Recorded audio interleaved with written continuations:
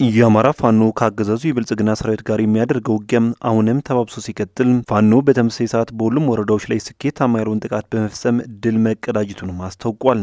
በዚህ ጥቃት በቻይናና በኳታር ሰልጥነው የመጡ ልዩ ኮማንዶዎች በፋኖ እስከ ወዲያኛው መሰናበታቸውን የሰማው ተጨማሪ መረጃ አለን።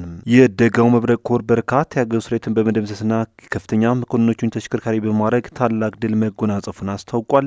ይህም የመረጃ ጊዜያችን ትኩረት ነው። በዝርዝር ታደምጡታላችሁ።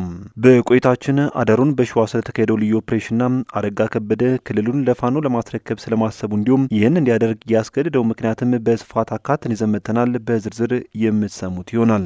በቆይታችንም ቀደም ሲል በአርስቱ ያስደመጥናችሁን ዜናዎች እንዲሁም ሌሎች መረጃዎችን በስፋት ወደ እናንተ እናደርሳለን። እናንተም ለቻናሉ አዲስ ከሆናችሁ ሰብስክራይብ እንዲሁም ቪዲዮ ላይክና ሼር እንድታደርጉ በትህትና እየጠየቅን በቀጥታ ወደ ዝርዝር መረጃዎች አለፈን።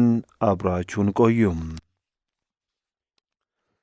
የአማራ ፋኖ ከአገዛዙ የብልጽግና ሰራዊት ጋር የሚካሄደው ውጊያ አሁንም ተባብሶ ሲቀጥል ፋኖ በተመሳሳይ ሰዓት በሁለት ወረዳዎች ላይ ስኬታማ ያለውን ጥቃት በመፈጸም ድል መቀዳጀቱን አስታውቋል። በምስራቅ አማራ ቀጠና ሁለት ወረዳዎች ላይ በተመሳሳይ ሰዓት በተፈጸመ ጥቃት ከ25 በላይ የሚሆኑ የጸረ አማራው ብልጽግና ቡድን ተላላኪ ወታደሮች መገደላቸውንም ሚዲያችን ለማረጋገጥ ችሏል። ሀገራት መምራት ያልቻለው ኦህዴድ መሩ የብልጽግና ቡድን በቻይና በኳታርና በኤምሬት አሰልጥኖ ያስመጣቸው ኮማንዶዎችን ፋኖ በገቡበት እየገባ ሲያሻው በደፈጣ ሲያሻው በጨበጣም ግብዓተ መሬታቸውን እየፈጸመ ይገኛል። በአራቱም የአማራ ቀጠና የሚገኘው ፋኖም ድሮን እንደ እግረኛ ሰራዊት እያሰለፈው አገዛዙን እየበተነም እያፈረሰ በህዝብ እንባ እየቀለዱ የአማራ ህዝብን ለጅምላ ፍጅት የዳረጉም የጅምላ እልቂቱን ያስፈጸሙና የፈጸሙትን እየነቀሰ አንገታቸውን አንቆ የአፈሙዝ ፍርድ እየፈረደባቸው እንደሆነ አስታውቋል። በዚህም ከሰሞኑ ብቻ በርካታ ውድ በጀት ተበጅቶላቸው ከተገዙት ዘመናዊ መሳሪያዎች እስከ ልዩ ኮማንዶዎች ድረስ በአማራ ፋኖች እየወደቁም ይገኛሉ።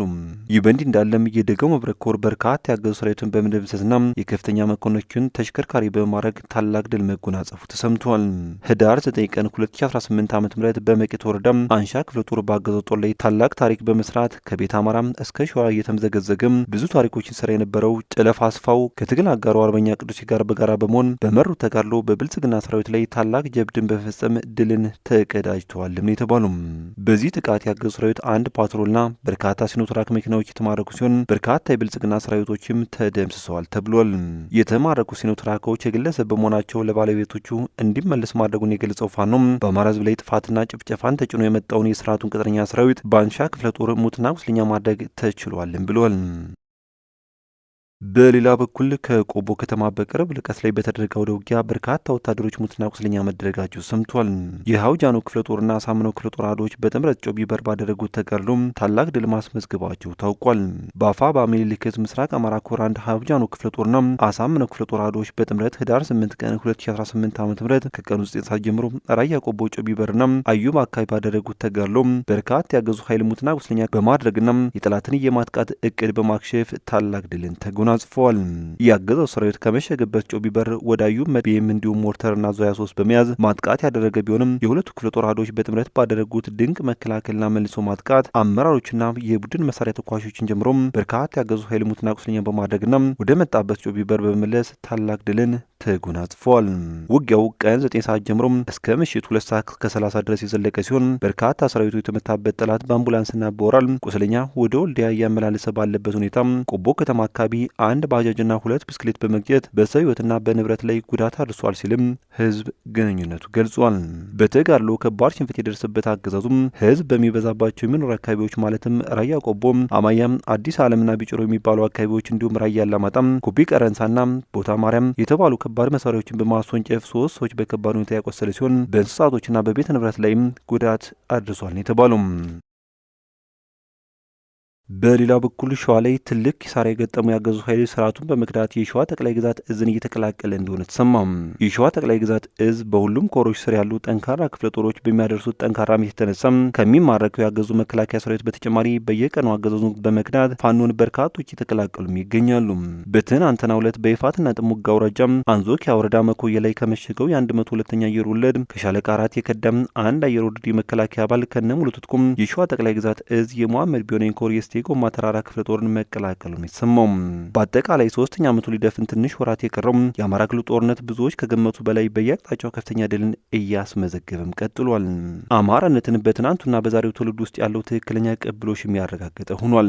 ከዓመታት የበዙ ስብራቶች በኋላ ወደማይመለስ ስኬት እየገሰገሰ ያለው የአማራ ፋኖ ከአገዙ ሰራዊትና ከደጋፊዎች ጋር እያደረገ ያለው ትንቅንቅ አይነተ ብዙ ሆኖ እየተካሄደ ሲገኝ እየተመዘገበ ያለው ድልም በዚህ ልክ በብዙ ዘርፎች የሚመዘን በሁሉም አይነት ገዝፎ የተገኘ ሆኗል። የወታደራዊ ድሉም ከሌሎች ድሎች የበለጠ ጎልቶ የሚታይ ቢሆንም ሌሎች በርካታ ድሎች እንዳሉም ይነገራል። ትግሉ ከነማን ጋር እንደሆነ ማወቅና በአይነቱ የተመዘገቡ ድሎች መዝግቦ በመለየት በቀጣይ ለሚጠበቀው ከእስካሁኑ የበለጠ ስራ ወሳኝ በመሆኑም የዛሬው ትኩረታችንም ይህን የሚመለከት ይሆናል። አብራችሁን ቆዩም።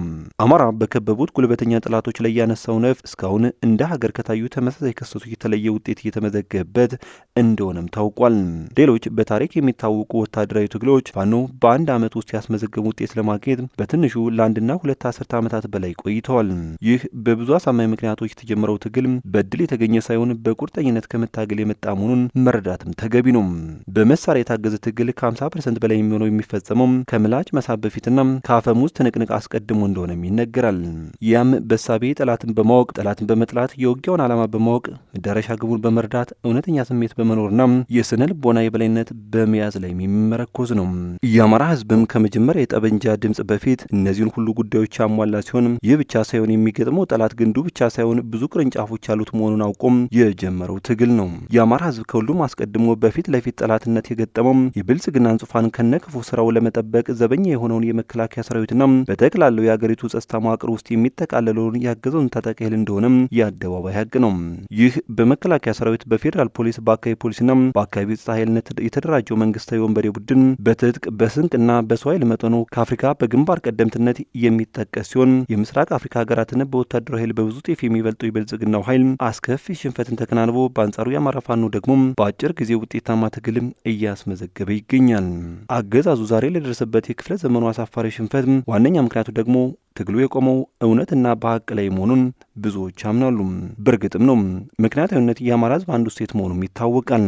የአማራ ሕዝብ ቀይ መስመሩን አልፎ ለሚመጣ ጥጋበኛ ስርዓት የማይንበረከክ መሆኑን በትናንት ታሪኩም በዛሬ ትግሉም አስመስክሯል፣ እያስመሰከረም ይገኛል።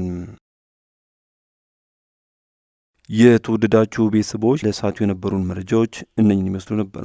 በቀጣይ በሌሎች ዜናዎች እንዲሁም ጥቆማዎች እስከምንገናኝ በያላችሁበት የዓለም ጫፍ በሰላም ቆዩኝ።